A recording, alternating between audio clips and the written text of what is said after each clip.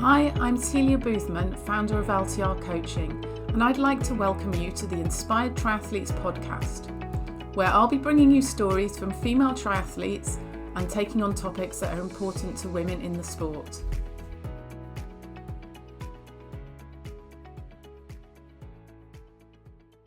Hello and welcome to today's episode. I'm here with Hannah Munday, a triathlete and doctor who is also pregnant. So for those people who don't know you, can you give us a little bit of background on how you got into triathlon?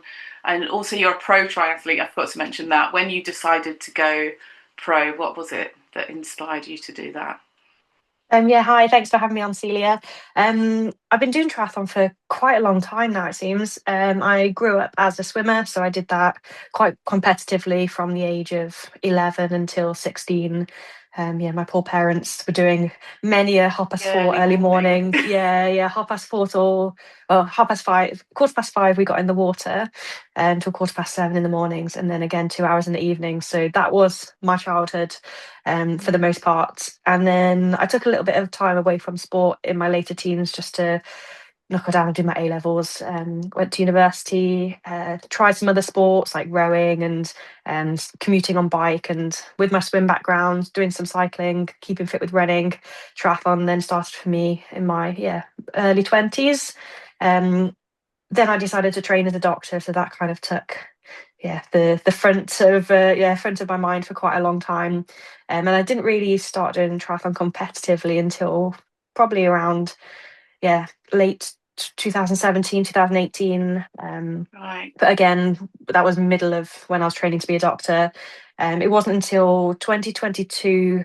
I remember being at Outlaw Triathlon and the one in Outlaw Half in Nottingham. That was when I first thought about getting a professional license. That's one of the gateway events, and that year it was quite a few people dropped out, and I ended up leading the race at one point. I didn't even know beforehand that you could get a professional license from that race. I was leading that race, and I'd gone from thinking, 2022 might be my last year in triathlon. I'd got a few bucket list races coming along. I was going to do Ironman Wales and Long Course Weekend that year, and I thought that'd be like the final hit out before thinking about starting a family. I found myself leading this race in Outlaw, and although I didn't win, it was Lizzie Rayner that won that year, and I think it wasn't too far behind at all, but that kind of sparked something in me to think, actually, professional triathlon. I'd only done kind of one or two laps of the Outlaw Lake in the lead, but within that time I'd completely changed from retiring at the end of this year to then thinking, actually, it would be quite cool to be a professional athlete. My husband, he was already a professional triathlete, and I thought, we could travel, do these races. It would be quite a cool life. So within the space of probably around 10K, I'd gone from retiring to wanting to be a professional triathlete. And it then took a little bit longer to get the license. It wasn't till 2024 when I raced in Challenge Gdansk that I then hit the criteria to get the license. And since then it's been ups and downs like all triathletes, injuries and things that have stopped me along the way. But no, I've just been really enjoying the last few years of training and racing. Oh wow, yeah, that's amazing. I love that story because it's like, oh yeah, I might give it up, and then no, actually, I'm doing quite well. And it was a very spontaneous thing. Literally within that lap, I just got a taste of leading the race, and thought, actually, no, it would. I don't think I'm done with this sport. It would be quite cool to take a professional license and travel the world doing triathlon. Yeah, and sort of see how far you can go as well. For me, that was a major motivation in doing it. It was like, I did all right in my first run, and I was like, oh, maybe I could do okay in this. And you see that progression, and you kind of want to keep improving and see where it goes. And with your husband being the professional as well, that fits in really nicely, doesn't it? Because you both understand, and definitely. Yeah, for me, it was more about the opportunities that it brought.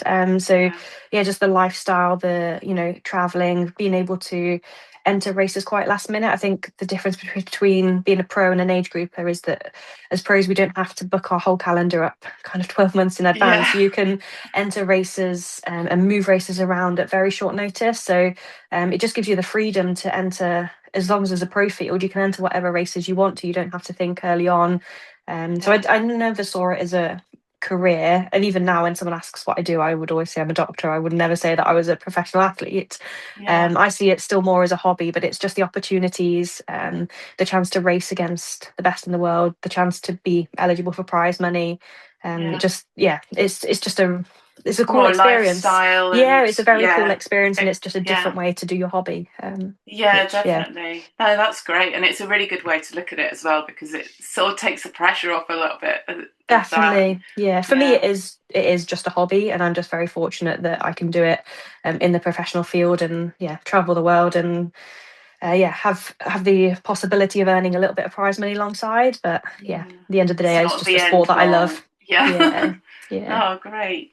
And so, congratulations on your pregnancy. How's Thank your you. relationship with sport changed already? It's quite a difficult balancing act, isn't it? Yeah, yeah. I think overwhelmingly it's just been an appreciation of my body and what it can continue to do while being pregnant. Um, yeah, I'm just amazed that I've been very fortunate and been able to continue training throughout pregnancy. I know a lot of women have a lot more severe symptoms and might be bedbound for a while, or get severe nausea and can't continue training, but I've been really fortunate.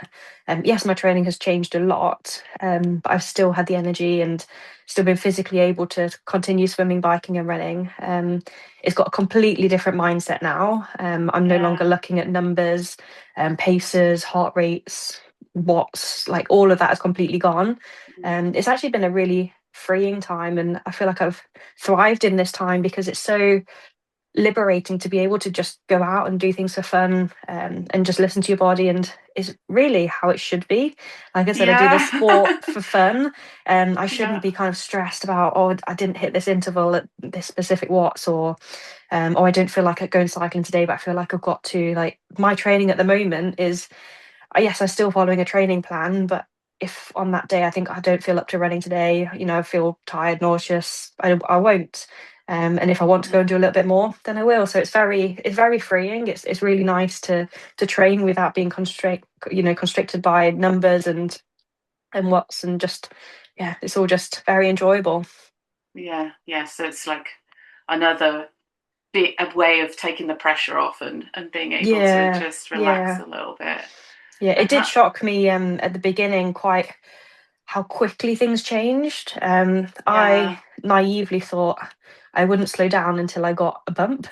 Um, I don't know. I just thought that I would only slow down once I got heavier or bigger, or kind of more drag in the water. I didn't realize quite how quickly things would change for me. So I Mm. wear an aura ring, and even before I knew I was pregnant, there were changes on there. My heart rate had gone up, my temperature had gone up, and so that was a sign for me to actually take a pregnancy test. Was that I've been getting minor signs and major signs on my aura, Right. and this was about a week before my period was due.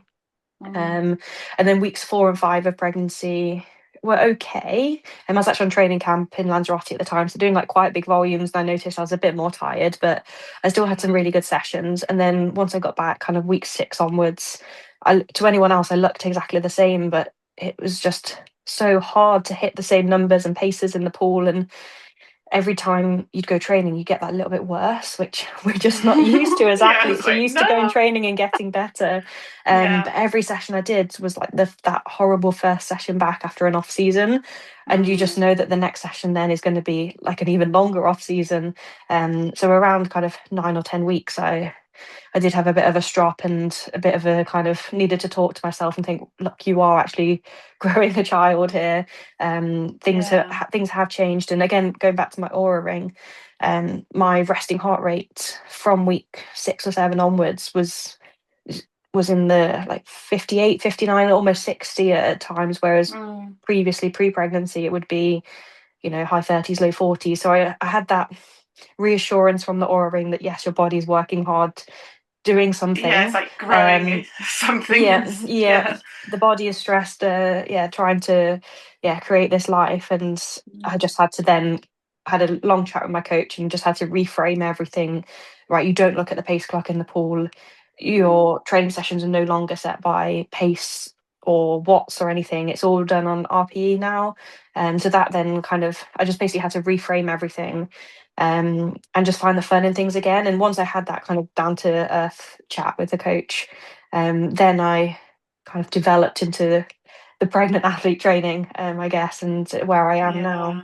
Yeah, that's the difference between doing it as a pro athlete and then doing it as a pregnant pro athlete. It's Mm, like you can't approach it the same way, can you? Because, yeah, as you say, you're doing something pretty amazing inside your body. And although it doesn't look like it, there's so much going on. yeah, yeah. I think the Yeah. hardest thing was training with a group, training with a squad, and obviously being before the 12-week scan and not being able to tell anyone. So Oh, they were all like, yeah. "What? Why is she not leading the lane anymore? Why, why has she got fins on all the time?" Um, yeah, so that was the hardest thing. I think once I got to 12 weeks, I'd had the scan and everything was fine. And I was able to say, "Look, I've been feeling really quite fatigued the last few weeks, and this is why I've slowed down quite a lot." And I think once I got to that kind of, 9, 10, 11, 12-week mark, I started to get more energy. I went away on I still don't know if it was a training camp or a holiday, but we went away to Mallorca around Mm, 14, 15 weeks. And that kind of came at exactly the right time for me. That's just as my energy levels were getting back to normal. And I was able to do a lot more training out there. And the change in mindset, I'd kind of got used to the idea a lot more of ignoring your watts and everything. And yeah, that came, at the perfect time for me. yeah, that's interesting because I've like not been training for a long time, and it took me quite a while to ignore it all and kind of forget. I had to have almost like a massive break, and I've gone back to the bike now, and I'm like looking at starting to get into that, like looking at my watts again, going, "Oh no, it's really bad compared to what it used to be," and it's like, well, it's not going to be the same, is it? You've got Yeah. to like reconcile those things, and it can be really tricky for people to do that. So it's great that you've managed to do that so quickly as well to wrap your head around that. It Wait, still catches me off guard, kind of.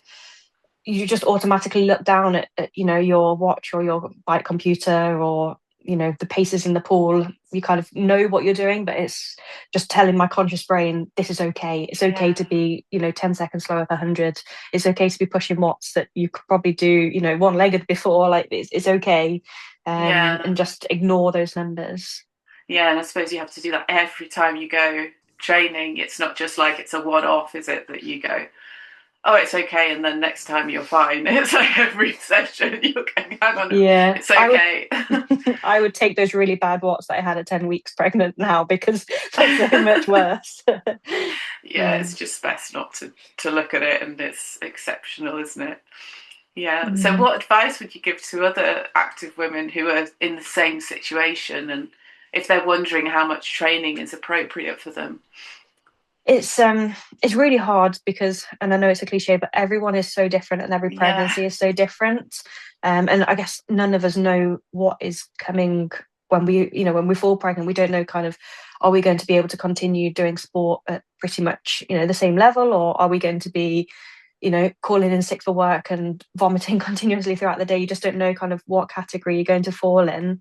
I'm really fortunate that I've got a good group of people around me. So I've got two sports doctors, and I've got some good friends that are obstetricians, midwives. So as soon as I had that positive pregnancy test, I contacted them to say, look, I've fallen pregnant. What can't I do? What advice? Because there's so much conflicting advice out there. If I just went on Google or Mm. asked friends, everyone tells you different things. So yeah, I went to my sports doctors and the obstetrician and asked their advice, and all of them said you can continue training as normal, just don't let your core temperature get too hot. So at Yeah. that time I was in Lanzarote, and they said, if the temperatures are hot, don't do things like go out for a run in the middle of the day.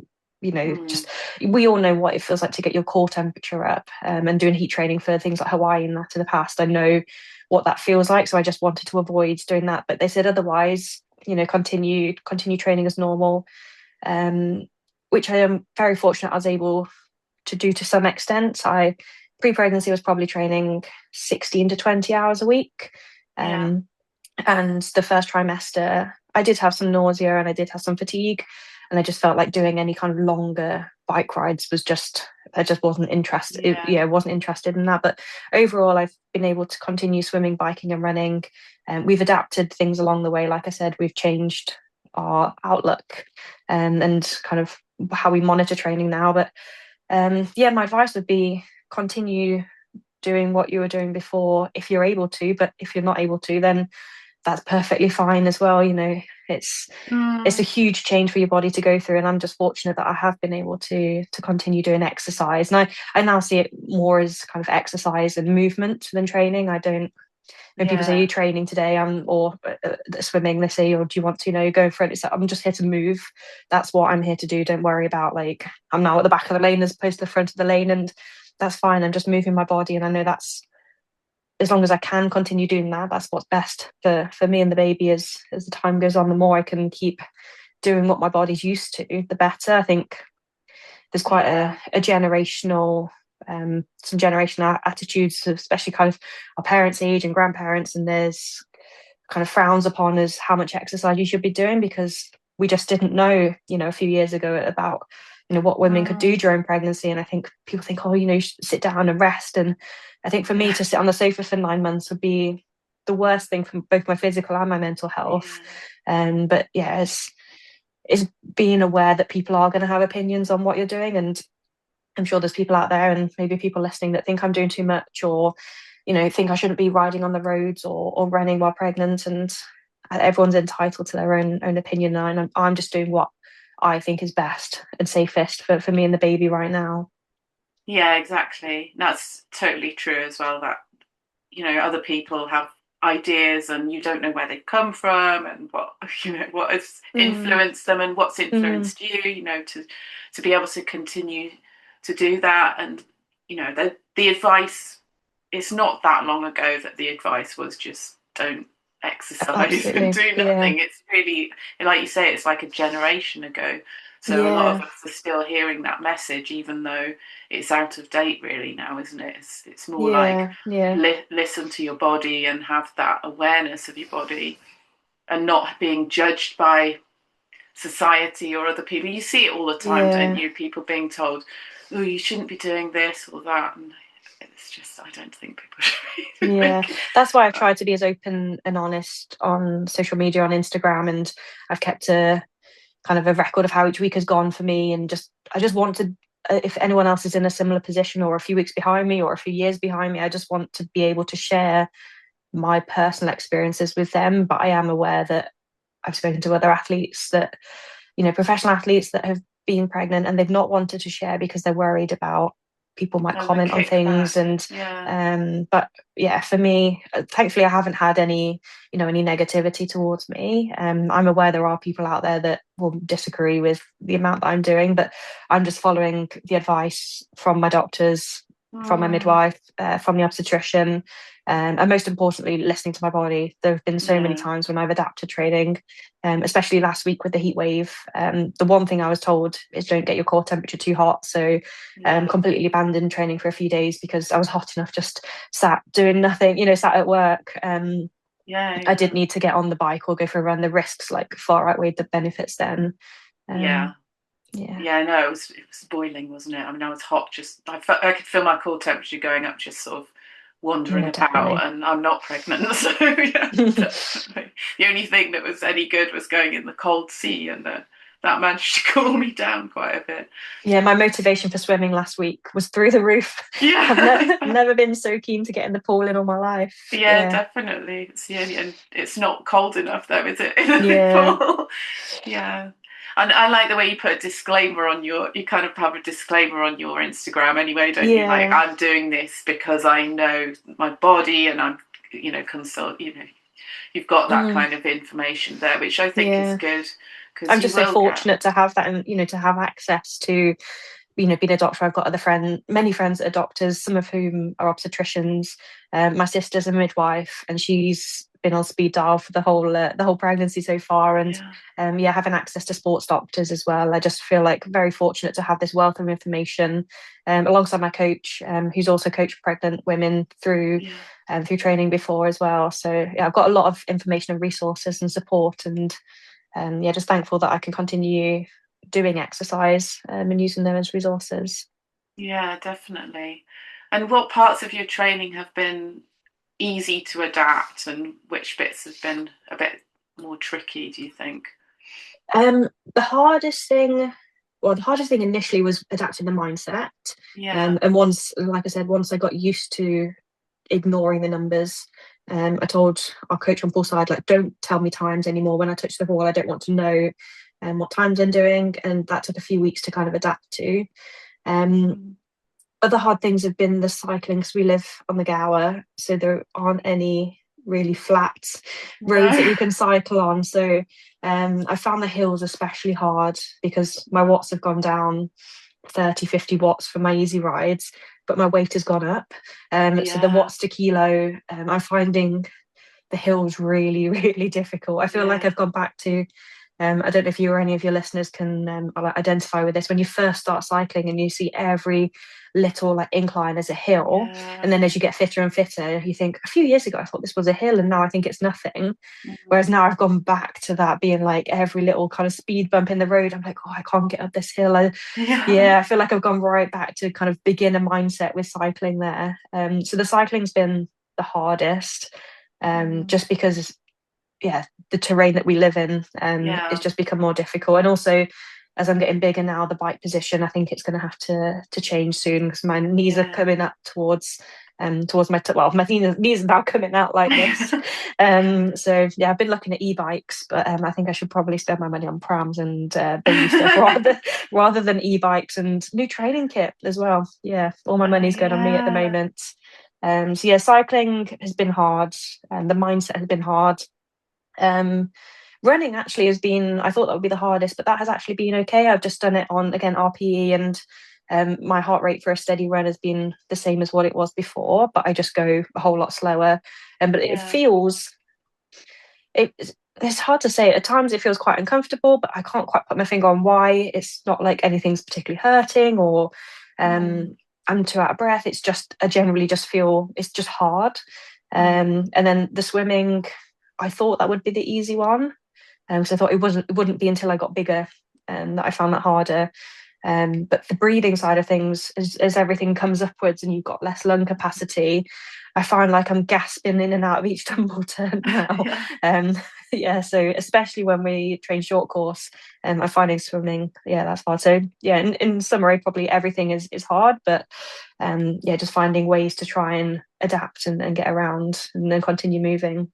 Yeah, definitely. That's yeah. I never thought about kit as well. Actually, for cycling, like cycling shorts and things like that, must be a right pain when It's you get more big. yeah, more sports bras. Yeah, that's Yeah, true as I've well. gone through a lot of sports bras already. I keep Mm. buying the next size up, but then a few weeks later I need the next size up again.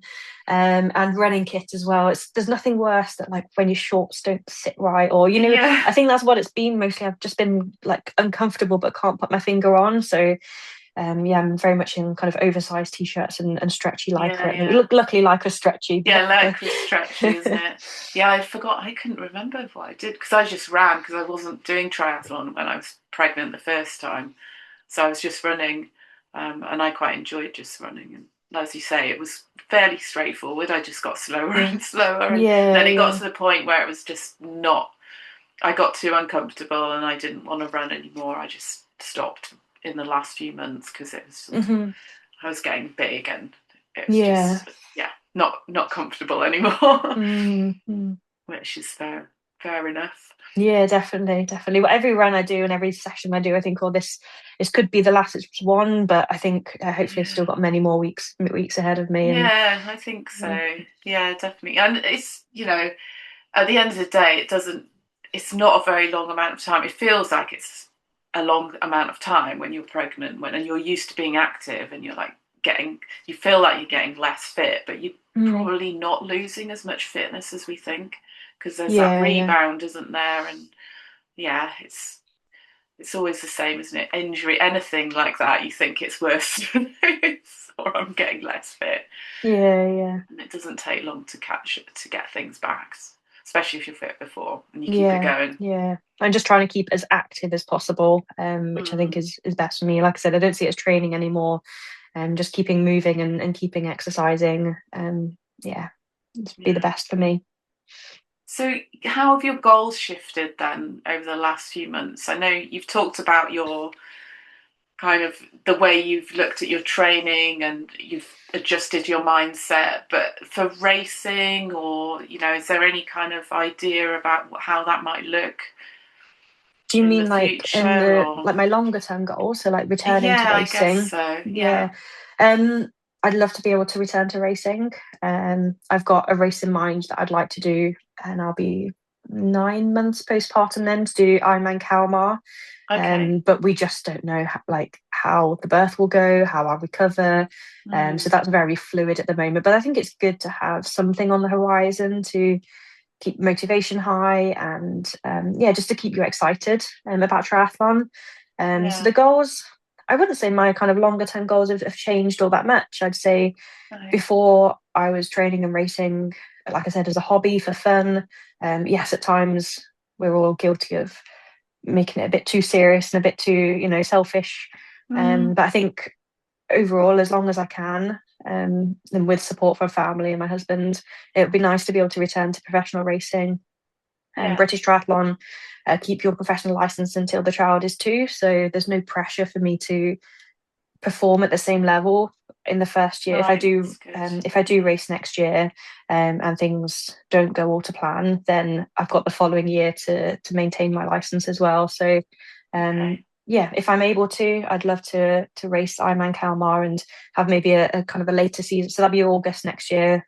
The Right. baby's due in November, so hopefully, yeah, 9 months postpartum.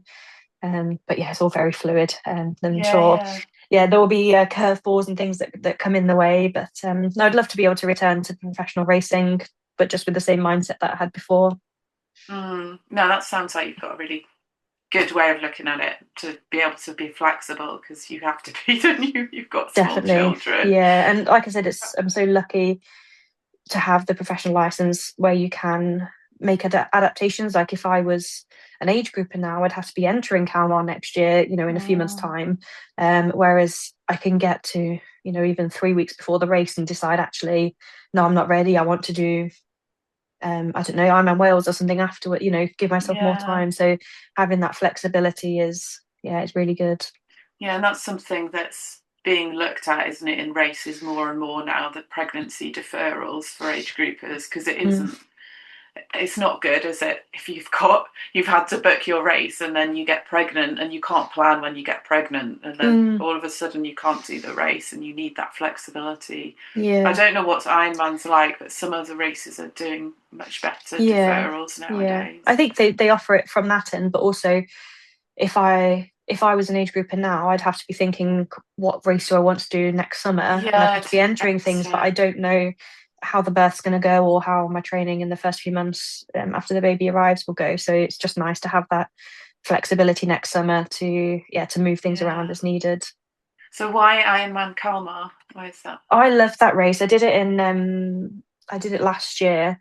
It's such a fabulous location. I've never been to Sweden before, but really nice location, really easy to get to. The support was, I would say, on par with Ironman Wales. It was Yes. absolutely incredible.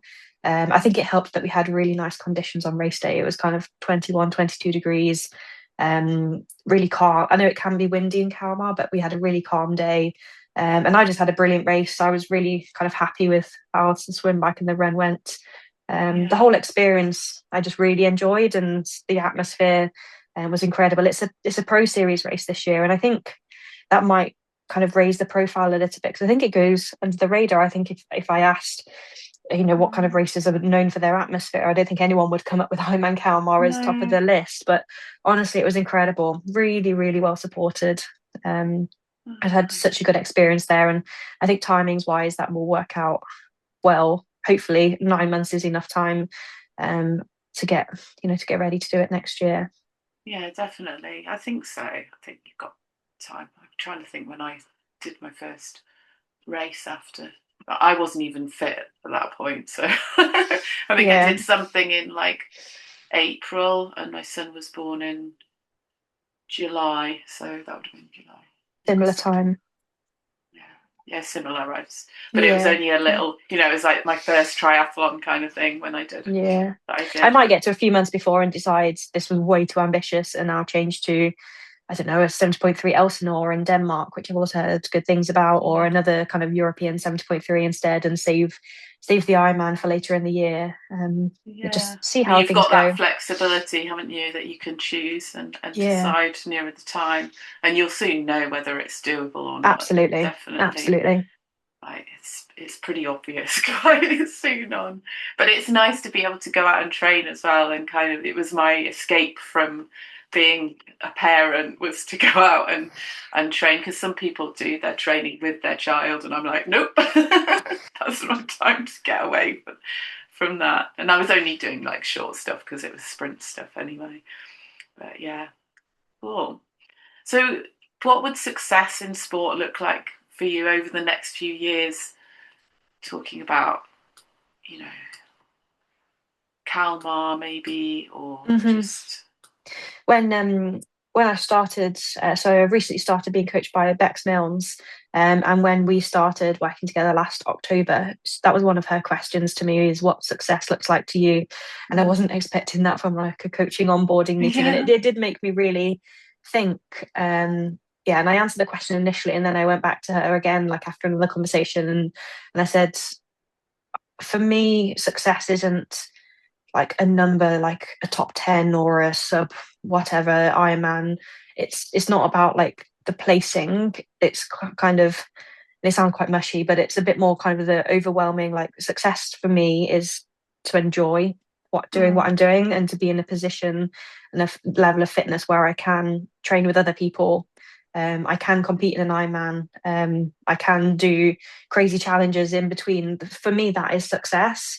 It's not about where I place or what my PB is or times or anything like that. It's very much success is just the enjoyment of it all, and mm, being in a position where your body's able to do those things. And that's yeah, how I would define success for me. yeah. Well, that's nice. I like that question. That's a great question for Mm, onboarding, like as a coach, because yeah, it's really important to know what your athletes' motivations are. Because if your yeah, motivation is numbers and you're not, and I'm not knowing that as a coach, or you're wanting to podium, and that's not what's happening. You know, a lot of athletes that I coach, they're looking for the experience and the fitness, and they just want to enjoy the race mm, and have a good time there. It's not necessarily, you know, the performance or where they place is like a side thing that happens if you're yeah, in that position or not. You know, some people, a lot of people aren't actually going to yeah. podium, and they just want to go and have a really awesome experience. So Yeah, I think you're setting us, or you could potentially be setting yourself up for feeling disappointed after a brilliant performance if you yeah. put those kind of targets on it. So, say I said I wanted to go to Kalmar, and I think last time I finished ninth, and I said, "Oh, I want to come ninth." But then next year it was a Pro Series race again, and you've got an amazing field, and I finished 15th, but I could have Mm, had my absolute best performance and loved the yeah, day, but finished outside what my goal was. yeah, So I'd end up being disappointed in a performance when actually I should have been really thrilled with it. And it can yeah, work the other way as well. You know, you could end up, wanting to do, finish in a certain position, and the field that time isn't as strong, and you end up happy with the performance where perhaps you should be taking, it might not have been your best performance, and you should be taking mm, some kind of learnings or mistakes from it, but you yeah, kind of put yeah, them to one side because you think, oh well, I achieved my goal, so therefore yeah, yeah, yeah. I did a really good performance. So yeah, Yeah, I it's like the think not putting context of it. numbers. Yeah, I don't like putting numbers on things.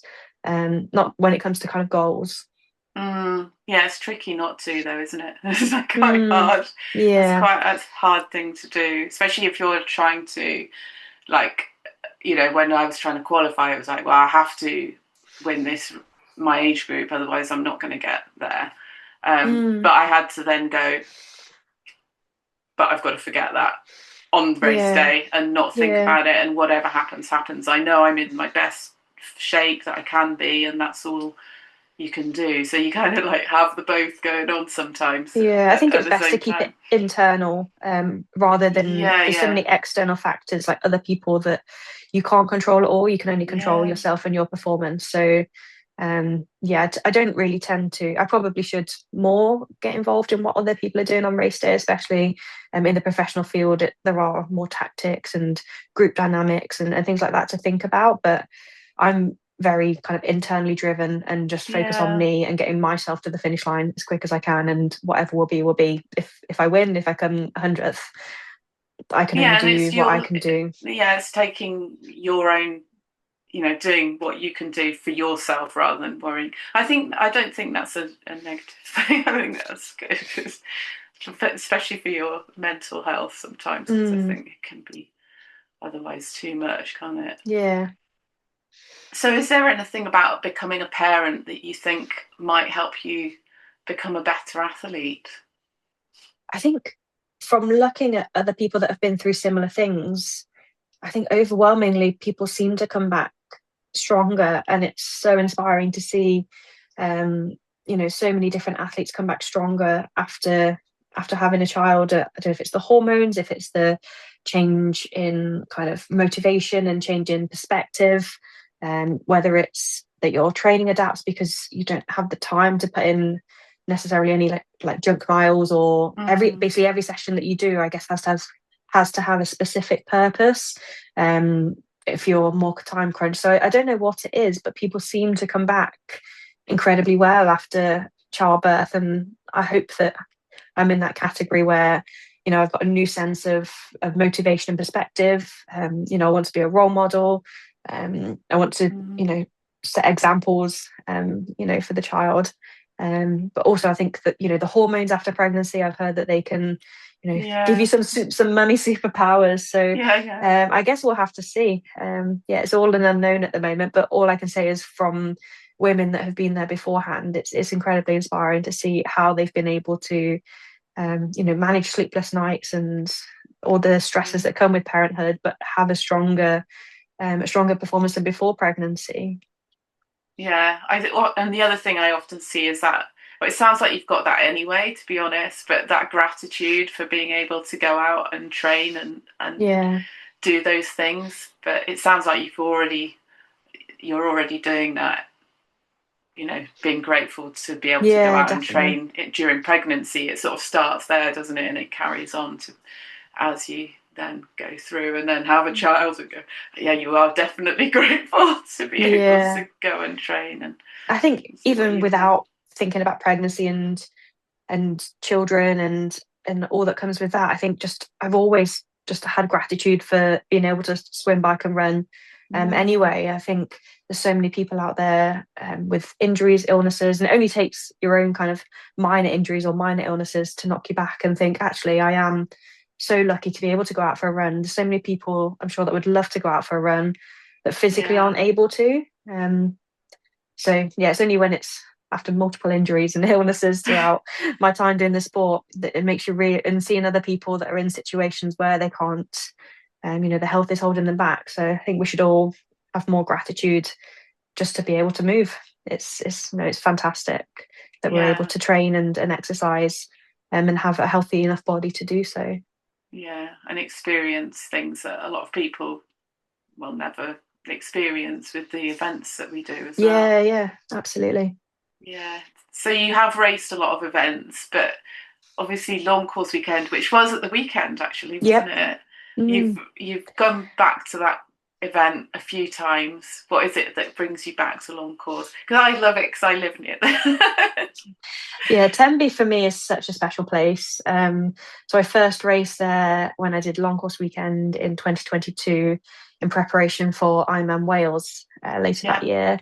Um, I don't know. There's just something about being stood on North Beach. It just, Mm, yeah, just gives you the goosebumps.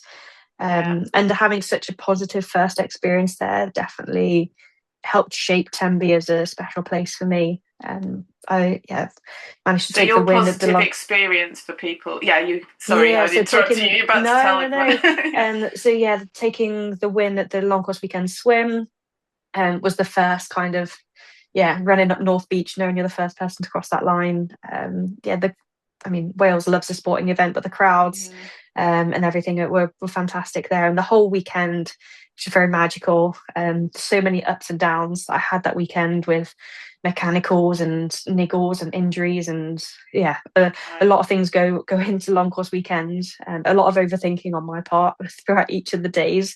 But Yeah. to finish with the overall win in 2022, despite I didn't even think I was going to make it on the start line on the run. Right. So yeah, it was Why is just that then? What happened? You had an injury or? so the swim went really well. The bike was going well until I got a puncture at, I think I was about 70k in, or I wasn't a significant way into the bike. And I got a puncture and I was on the side of the road trying to fix it for half an hour. I Yeah. don't think I had tubeless tires then. I think I was, yes, I had inner tubes in, and the inner tube that I changed it to either pinched or whatever, punctured my wheel had Yeah. repunctured that inner tube. So I ended up changing two inner tubes. Oh, Lost the group that I was cycling with because at that point it was road bikes only, so we were all in groups. So I yeah. was in a fantastic group, getting dragged around at a pace that I would not be able to hold if I was on my own. And I was on the side of the road. Yeah, we had to carry phones with us, I think, for safety reasons. So I was FaceTiming my husband, saying, "I've got a Oh puncture. Like, can you no. like? I'm trying to do this. I've replaced the tube once, and I thought that's it. I'm like, that's the end of my long course weekend." But managed to get going again, and somehow didn't lose too much time to Right. the other females, despite being on the side of the road for quite a while. So that was a shock. So starting in the marathon, I think I had a half an hour lead over the next group of girls, but I Right. knew that they were incredible runners, and I'd been nursing what I thought was a hip injury, but I actually think I just got tight hip flexors. Because Okay. when I went on the foam roller the night before the race, I managed to ease everything out. But I'd not done more than 5k of running in the kind of weeks leading up, because every time I Right. ran, my hip flexors got really tight, and so I thought I was only going to get to 5k on the run.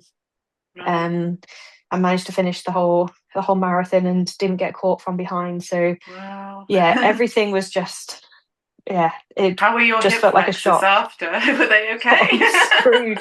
Absolutely screwed. Yeah, yeah. No, it was this phantom injury. I really thought that I'd like, yeah, broken both my hips, but actually I was just got really tight hip flexors every time I ran.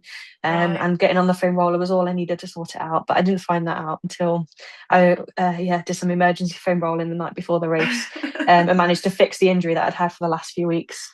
Oh wow. Yeah, so I wasn't sure at all if I was going to be able to run. But yeah, I managed to keep on going, and got round in a decent enough time to take the win. And that like finishers award ceremony, the carpet and the fireworks and Yeah, the yeah. people, Like the it's, drama, isn't it? yeah, Yeah. walking, I felt like the queen walking through this kind of parade of people. Yeah, it was brilliant. And yeah, Amazing. people kind of learn your name, local people learn your name there, and Yeah. then yeah, people kind of know who you are. I think, why do you know who I am? I'm just someone that's come along to do this race. And yeah, it was just such a fantastic experience.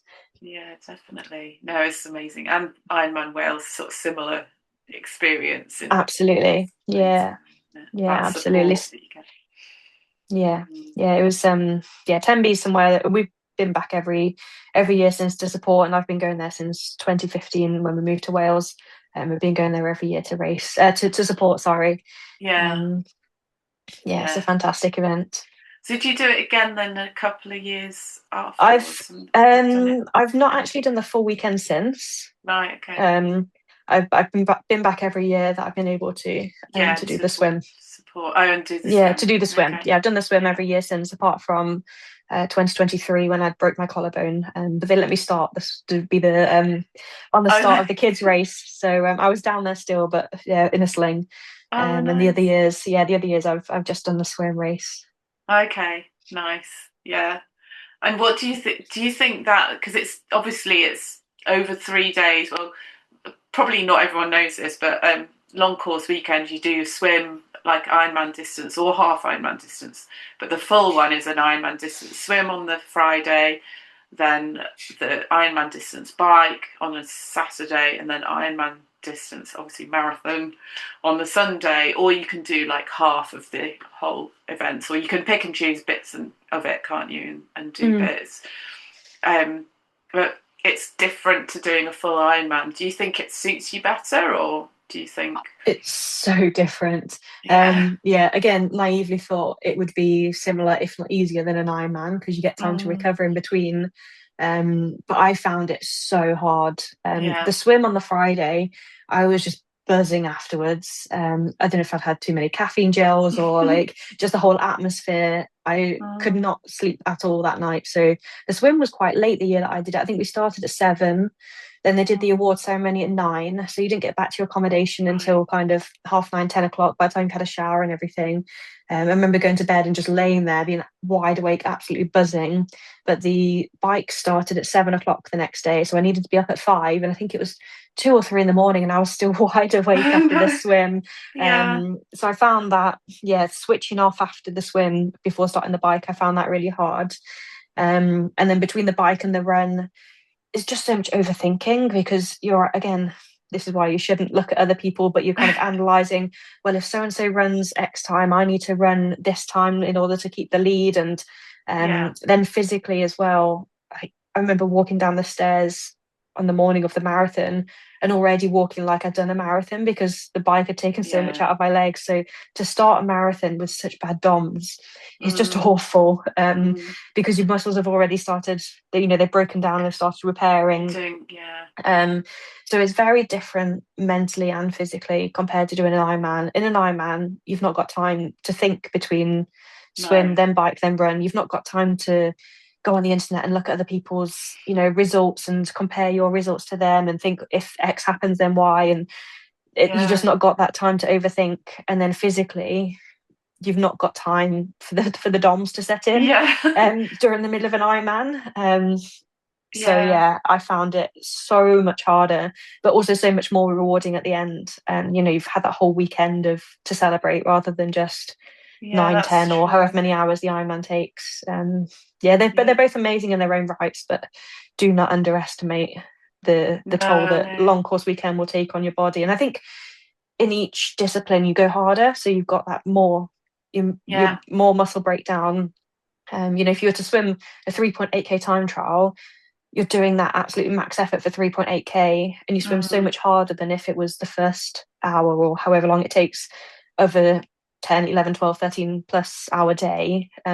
You're yeah. tapering your effort quite differently. Than the same with the bike. You're not seeing it as a just 180K time trial. You don't think about the run. It's No. you're just doing the bike, so you do that much harder. And by the marathon, it's just it's just what you've got left, isn't it? Survival, But yeah. yeah, if you've not got the you're starting kind of fresh as such, so it's only you Mm, know 3, 4, however many hours it is, rather than the last 3 or 4 hours of a however long your Ironman day is. And so yeah. each one is much more intense. Yeah, definitely. Yeah, I remember that. I had a similar experience when I did, and I didn't do the full one. I just did the bike the next day, and I think I did half the bike the next day, and I did the full swim the night before, and I was like, I can't get sleep, and I ate really late, and I hadn't eat. Yeah, I didn't feel like I'd eaten enough, and all that kind of thing. And then the next day, I was like, oh God, I just got to get up yeah, and yeah. cycle, and it I was is just tough. so buzzing from seeing people, from the atmosphere, from the win, Yeah. yeah, from being down in 10. It was just all kind of so much to take in, and I was just, yeah, absolutely buzzing. I couldn't sleep. Yeah, but it's so interesting as well because we sometimes get really freaked out when we can't sleep, but you do actually you can still perform the next day once you've done that. It still sort of kicks in, and sometimes people do worry if they're not sleeping that they're going to have a terrible day. The next, that becomes another Yeah, worry, but actually, it's okay. You'll be all right. But yeah, it's not everyone's in the same ideal. boat. No one's on the start line of any event, Ironman, whatever, that starts at 6 o'clock in the morning. No one's had a nice, fresh 8 hours. Like No. everyone is in the same boat. Everyone will have had disturbed sleep. And the Yeah. caffeine will get you through the race day. Caffeine and adrenaline and the support will get you through. Exactly. Once you get going, it's just that sort of pre thing, isn't it? Of like, oh, Mm. nerves and worry about what's going to happen. Okay, so got a bit of a fun question. What's one of the sessions that you secretly dread when it appears that you have to do, like your worst Um, training session? I don't know actually. It's a really hard question for me to answer that because Yeah, I feel like I can't think. There's nothing that springs to mind. There's nothing that I'm like, oh, I hate that or I hate that. I think it's probably because I've got such good communication with my coach that they right. they know what I don't like, and So don't give nothing. it to There's no you. nasty surprises that come in. There's a few other swim sets that I find really hard. So we do one session where it's got quite a short warm up, and then we go into some 400s max. And I Right. really hate that session because I'm a bit of an old diesel engine, and like I like a long warm up. I don't like to. Oh, I'm not very good Yeah. at going really like max effort for 400 meters off very limited warm up. So for me, the one session I would dread would be a swim with a short warm up and then going straight Mm, into some hard, or even any, doesn't have to be swim, any bike run session where you don't have much of a warm up and you go straight into some really hard like VO2 yeah. or threshold efforts. So I find I need, yeah, a long time of aerobic warm up and then a bit of a, sweet Like a spot or build. kind of, yeah, Yeah. I'm definitely someone that builds into my sessions. So I'm always that kind of person that even though you do kind of the same effort for all reps, my times tend to get better as we go through. I tend to Mm, build into every session I do. Yeah, I'm not someone that likes to go super hard, super early on in the session. I just can't do yeah. that.